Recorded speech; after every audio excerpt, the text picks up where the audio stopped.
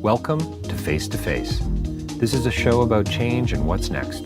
It's a show that asks questions and peels back the layers of our average everyday experience and goes beyond scratching the surface.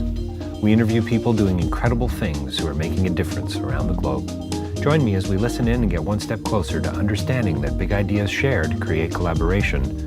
Collaboration can inspire community, and communities create social change.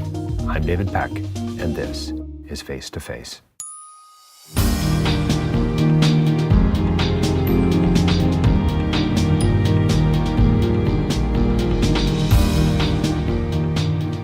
So my next guest is somebody that you're going to want to listen to carefully. Part of the interview was done while Mark was on the road, so there is a little bit of a whir in the background, but please bear with us. There's some really good stuff here. Mark's a producer. He's a documentarian. He was a journalist for 25 years. He's working on a PhD right now, working very closely with the UN. Just back from Paris, from the summit. The climate summit, I guess you call it the Paris Climate Summit. How's that? The PCS, COP21. And he was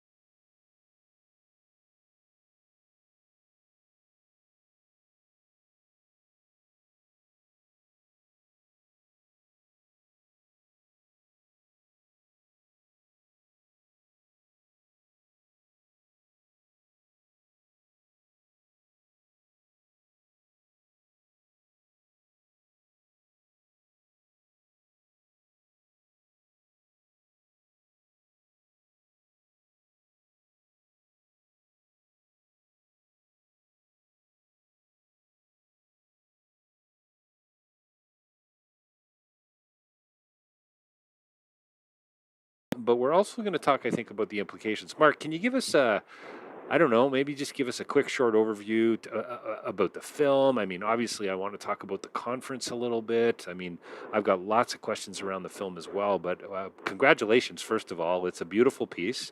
And yeah, and very compelling. And I think it's one of those needs to be seen by everybody kind of films. Yeah, well, the whole idea of the concept of the Youth Climate Report film series is basically to provide in visual format the latest climate research from around the world to the delegates and negotiators that attend the COP conferences, to give them some kind of visual context about the science they're writing policy about. So it began, 6 versions ago, so back to 2009, when we put together the first one and presented that at one of the COP conferences. The delegates and negotiators found they could understand it a lot easier than they could understand the written text written by the same scientists who are represented in the film. So the other component to all this is we have young people. That's why it's called the Youth Climate Report. Young people as the filmmakers. These are the students, usually of the climate change makers or scientists that are being interviewed in the film. And they work with them, and they'll actually do the interview. And they'll shoot it, and they'll send it to us. And we have a youth director, Ray Coker, a young man himself, who will take those interviews and edit them and add some B-roll for additional visual context, and stream them together in a feature film that's usually about 45 minutes long. And so where can people access this kind of stuff? I mean, obviously, I got to watch the film on YouTube. Is there a UN site that kind of hosts all of these films, or are they just all accessible through something as simple as YouTube? Yeah, well, there is the UN website for the conference. So if you go directly to unep.org, that's the United Nations Environment Program, UNEP.org, what you'll see on their landing page is a little square that says videos. And there's arrow bars that go back and forth in this little square. Just keep advancing until you find Youth Climate Report 6. The entire film has been uploaded there, and you can watch it from there. So, Mark, the film starts with a scientist, presumably an academic of a sort, talking about the caterpillar and the butterfly and the life of this, beautiful insect and so on, and the sort of the microcosm that is the butterfly and the caterpillar. And then, for me, really interesting from my perspective as a philosopher, starts talking about the concept of enough. Right. And this idea, if I say to you, well, how much is enough? And really the answer is enough, but it's all about perspective. And we're not caterpillars. No. And we're not butterflies. So how do you come to terms with that? How do you even begin to discuss that in a world that seems to be very unclear about what enough actually means? Yeah. Well, there's been an awful lot of anthropomorphization. I have trouble with that word, but when you look at all kinds of examples in fables and moral tales, and the caterpillar example given in the film is actually quite a good one in explaining how we should be treating our lives and the climate issue. The concept of enough is simply that once we've acquired that which we need, we really shouldn't be pursuing more. The caterpillar takes just what he needs in order to begin his own metamorphosis into a butterfly, and then he becomes this beautiful thing and lives a wonderful life. I think our desire to have more than our neighbor, or even more than what we feel we need, gives us this problem, this global problem that impacts on the other people around us. So I think the idea, the message that the scientist gives is that we should simply be happy with getting by and having enough, and not keep trying to get more. And yet we both know, I mean, you don't have to be a PhD candidate to know that's kind of, we're a long way away from that, it seems to me. As we go into the Christmas season, and as we start to think about, materialism and just consumption as a whole, instead of thinking about, what Christmas really is all about, generosity and gifts and so on, and all these other things, it becomes this getting the acquisition of more goods. How's that? And that has nothing to do with enough. So I guess you start the film out that way, and then as Ray directs it, and as you edit it, we start to we hear more about what's going on in the world. We get a little bit of the science. We get some new statistics. I mean, what is it really about? Is it about convincing people with numbers? Is it about getting people to buy in from a more hopeful kind of perspective that says, I got to leave the world in a better place than I found it? Because I love all that, but hey, I'm on your side already. What do you do with the guys that aren't on your side? Well, that's right, and a lot of the discussions at these COP conferences surround the debate between adaptation versus mitigation. Have we gone too far? Is the horse already out of the barn? Do we have to simply adapt to the climate disaster that we cause? Or is there a way, by acknowledging new data, to affect a change that will bring things back to normal?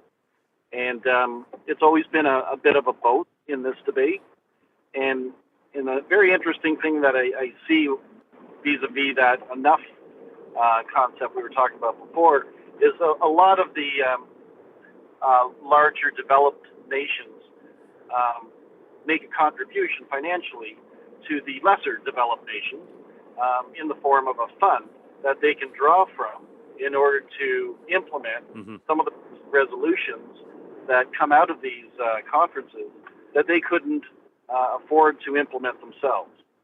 So some of these larger nations will earmark a certain amount of millions or billions to this fund, and that's very admirable. We look at that here in Canada and say, that's great, wonderful.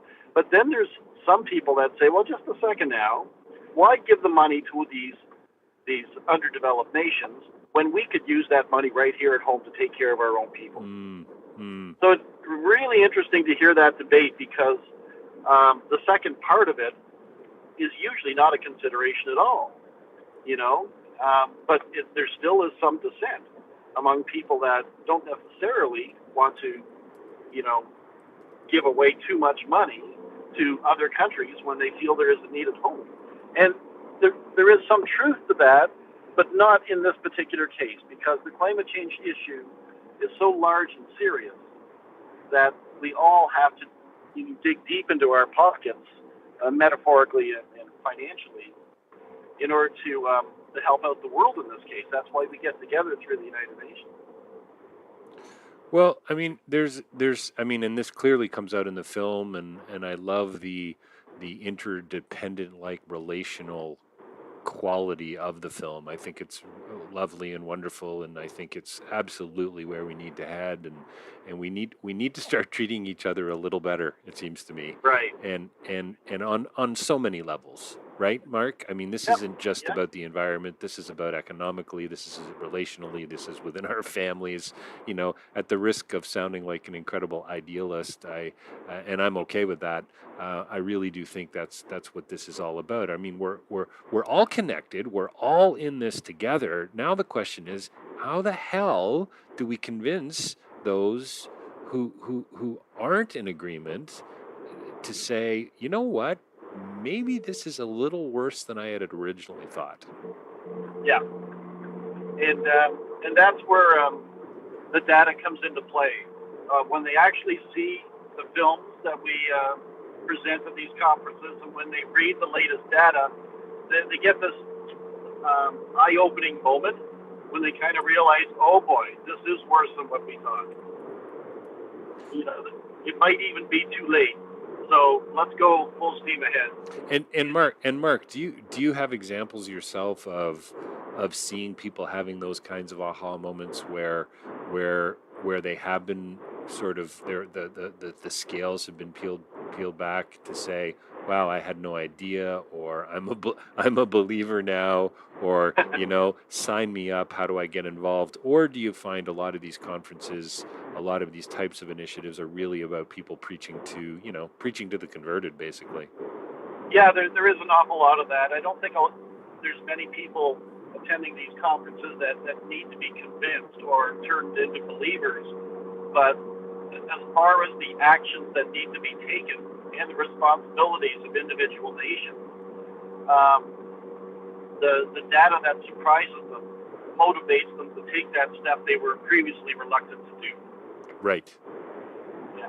And like you look at Quebec, there's a wonderful story coming out of Paris this year about how the Premier of Quebec has allocated $6 million Canadian to this lesser developed nation fund. And it's the very first time in the history of the world that a subnational government has made a significant financial contribution to something like this. And we can be very proud here in Canada that Quebec has led the way in doing this. Well, and I think, to me, another theme that comes out of the film is that this isn't about necessarily following the crowd. This is about leadership. This is about creativity. This is about taking some risks and saying we've got to do things differently in order to make a long-term sustainable change. Yeah. Yes, or that change will be made for us. hundreds of thousands of years ago when the world went through a similar climate change disaster, if you will. There wasn't any people or reporters or historians around at the time to record the devastating changes that were made on a global scale. So even though this has happened before, we don't seem to have a sense of impending doom because we don't have any historical precedent to hang our hat on. So I think that's one of the problems is we don't really know how bad it's going to be until our home is underwater, for example. And do you think, Mark, that there's a sense in which, I mean, I probably suffer from this, and I would not call myself an innovative free marketer in this sense, where innovation is going to save the world.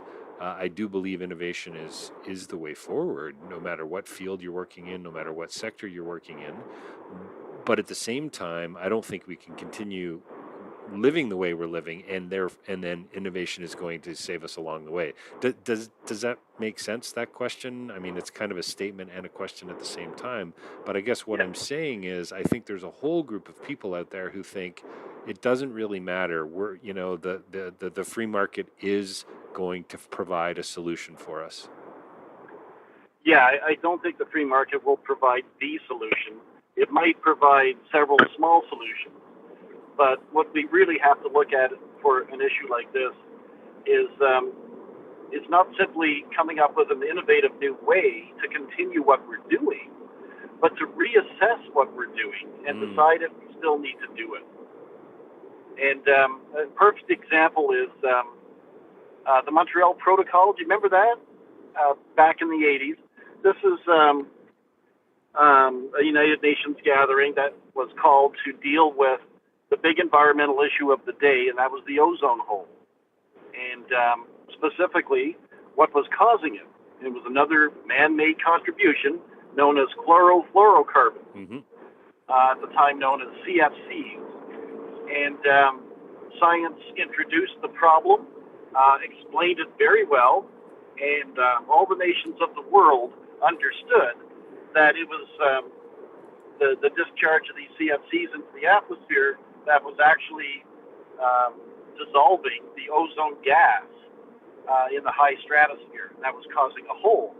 And the problem with the hole, of course, is that it doesn't filter out any of the harmful UV rays that comes from the sun. There's actually 7 of them. We only get like 1.5 here, and we lather ourselves with a sunscreen to protect ourselves from that. Well, when all 7 come through, it would just cook us, right? So because they understood the problem, they took a very bold move and said, there's now a global ban on CFCs. We're going to stop doing things the way we've always done them, and we're not going to allow this propellant in hairspray, for example, to be legal anymore. And it was also the very first time that every nation of the world unilaterally signed an environmental agreement. And the scientists at the time said, in about 50 years, you're going to see the hole start to repair itself. And so everybody said, okay, we're late 50 years, but we can still fix this. And when I was in Antarctica in 2009, on January 9th, there's a measuring station there called Vernadsky Station, and they have an ozone spectrophotometer that measures the... Hang on, that's a funny word. What's it called? An ozone spectrophotometer. Sounds like something right out of Ghostbusters. It does, doesn't it? Yeah. But yeah. If you break it down, the words are actually quite simple. Spectrophotometer. There you go. Thank you. Yeah. For us dummies in the room, yep. And so what they've been measuring ever since the ozone hole first was identified is an increase in size on a weekly basis. It kept getting bigger every week. Well, on January 9, 2009, I was there when they measured the very first reduction in size. And it's been kind of shrinking ever since. It fluctuates, of course, a bit. But definitely there is a reaction to the ban on CFCs. And we're 25 years ahead of schedule as far as the scientists were concerned. So I see that as an excellent precedent for us to take similar bold moves this year. Well, and I mean, even, obviously people are going to cry cause and effect, or they're going to say, well, hang on a second, and just because that's happened, it doesn't mean it had just to do with the fact that I no longer use a spray can deodorant and use a stick instead. However, to me, it's absolutely a symbol and a metaphor and all of that for saying, hang on a second here, we can do some of this stuff together and we can make a difference. Yeah, and just even on a very foundational level, the fact that the world leaders listened to the scientific community on an environmental issue and did something that no one wanted to do. Industry and business at the time said, no, we're going to lose a fortune, but they still did it. It was a tough thing to do, but every single nation of the world agreed to do it. What do Mark, I mean, so here I was at York University yesterday, and I was listening in on some lectures, basically, on I've been connected to an economics class up there, undergraduate students who are looking at foreign direct investment and CSR-like initiatives in Southeast Asia, primarily Cambodia. And so I'm kind of this exterior academic / guy coming in under my SoChange umbrella to sort of offer some assistance and just, another perspective, etc. So I listened to 6, probably 12 talks altogether, and 6 that were related to the notion of CSR, charitable giving, these kinds of things. All of them seem to be very idealistic, very hopeful, in their presentations and their way forward, even their definitions of what, corporate social responsibility is really all about. I mean, Isn't that kind of what we're talking about here? Aren't we talking about an ethic of the other? Aren't we talking about an ethic of the environment, or a way of seeing the world that gets outside of our own backyard, that gets us out onto the street to say, holy smokes, everything I do does in fact affect somebody or something else? Yes, exactly. And I think that's what most of the delegates that I met in Paris, they have that sensibility. They do have that kind of understanding that this is not an issue of nations, it's an issue of the world. And because of that, they're taking a different approach. They're not looking at whether or not my province or state can afford a new factory, or they're not looking at it that way. They're saying, what kind of contribution can we make, or what kind of legislation can we put in place internationally that will help on a global scale? What are some of the arguments that you've used? I bet you found yourself at Christmas gatherings or dinner parties where, people have challenged you and, but come on, Mark. I mean, this is, isn't this just a lot of hype? Isn't this just a lot of bad science? I mean, really, who you're trying to kid, kind of a thing, have you had to deal with that personally? And if you have, how do you respond? Like, what, are there some tools that we can use, to move the conversation along? Because obviously, data and stats are helpful, but I think it really is what hit me about watching the film, Mark, was it's very much an emotional argument. That's what's got to be won here. It's not the logical. I don't think, anyway. We gotta, as trying to raise funds for people in the global south and for initiatives and campaigns, it's really about the emotive buy-in, when people start to say, oh, I want to get involved, I want to volunteer, I want to help, I want to advocate, I want to donate. Yes, and what I found is you have to respect the other side, Just dismissing them categorically, saying, well, you ignorant idiot, you just don't know what you don't know. Mm-hmm. It's important to kind of understand why they don't know, or they don't agree. And when you find out what holes are existing, then it's a little easier to fill them, right? Mm-hmm. And what I found was, you can't just say, look at a data chart and it'll all make sense to you. Right. Because often, and this is the problem a lot of the negotiators had in previous years, is they don't understand the science. They're not scientists. Yep. And a squiggly line go up like a Wall Street cartoon chart, isn't good enough. And they look outside the window and say, well, it doesn't seem any hotter, and the water isn't rising, so it doesn't look that bad to me. And then I introduce my experience, my direct experience with the issue, and that usually it tends to sway them, because I've been to the polar regions and experienced what was happening up there firsthand. And strange things like grass growing in Antarctica, which if you Google Antarctica or look at the Wikipedia page, it's referred to as the world's largest desert. But it needs to be updated, because grass is growing there now. And in the Arctic, we're getting Caribbean marine life swooping up into the Northwest Passage and flourishing. And that's never happened before either. And of course, we're getting a different kind of melting of land ice. It's no longer a trickle effect with the ice turning into liquid and adding to the world's sea levels. Now we're getting enormous chunks of ice discharge from glaciers. And that's accelerating the sea level rise issue, astronomically. Because these chunks of ice, some of them are as big as 5 times the size of Manhattan. And when I tell them that I've actually seen this, I've actually stood on these giant icebergs. They're not called icebergs, they're called ice islands, because they're that big. Yep. And then people begin to see that there is a real tactile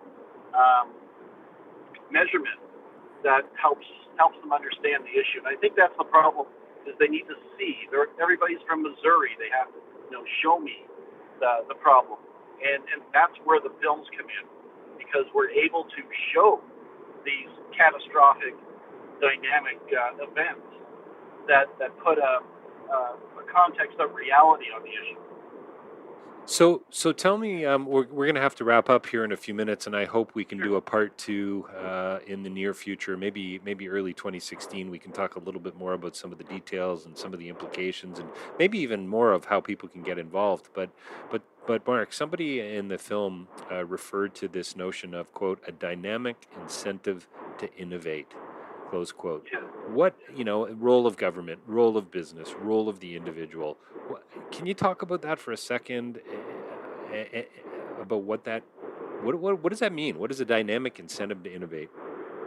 I think it means, just to put it in another, obtuse term, it means to cultivate courage. I think we have to say that this is an issue worth doing the kinds of things we wouldn't ordinarily do. That we need to take that courageous step in totally changing the way we do things, perhaps banning things that we've come to feel we rely on, or developing business with a different model that helps not just the business, but also society. And these are big moves, and because they haven't been done before, it requires some kind of dynamic force, some internal courage in order to implement them, because it's the right thing to do. You sound pretty hopeful. You've been doing this kind of work for a long time. You've been a 25-year career as a journalist and a documentary filmmaker. You're going after a PhD. You're working alongside the UN Environment Program. Why are you still smiling? Yeah. Oh my God, it's so funny you say that, because I've been told that or asked that so many times that I guess I'm just a happy guy. No, it's because I think with that frame of mind, things get done. I think if you go into this pessimistically or looking at the so-called hopeless data and say, well, there's nothing we can do, you can still be positive about adaptive moves. That there are things that can be done. And if you don't have that kind of positive mindset going into it, guaranteed nothing's going to happen. Wayne Gretzky has a famous quote that I often use. You are guaranteed never to score on every shot you do not take. And I think when it comes to the climate change issue, it's worth taking a shot. Mark, thanks a lot for joining us today. I really appreciate it. I hope you're closer to your destination, wherever it is you're going tonight. But Mark Terry, he's the producer of a new 45-minute film, so there's no excuse for you not to watch this film. Directed by Ray Kakur, it's the Youth Climate Report 6. It's part of a UN film series produced by Mark Terry. He's joined us here today on the road and on face to face. Thanks a lot for your time today, Mark. I really appreciate it. Oh, hey, just Yeah. just before you give us your thank you, why don't you sign off with once again how people can find the film easily? Okay, the film can be found on YouTube. It's called Youth Climate Report 6, or on the unep.org website, unep.org, under video, and just use the little arrow bars to scroll through and find Youth Climate Report 6. Mark, really appreciate your time today. Thank Ray for me personally for his direction. It's an important film. Everybody needs to see it. Mark Terry, thanks for your time today. Oh, my pleasure. Thank you, David.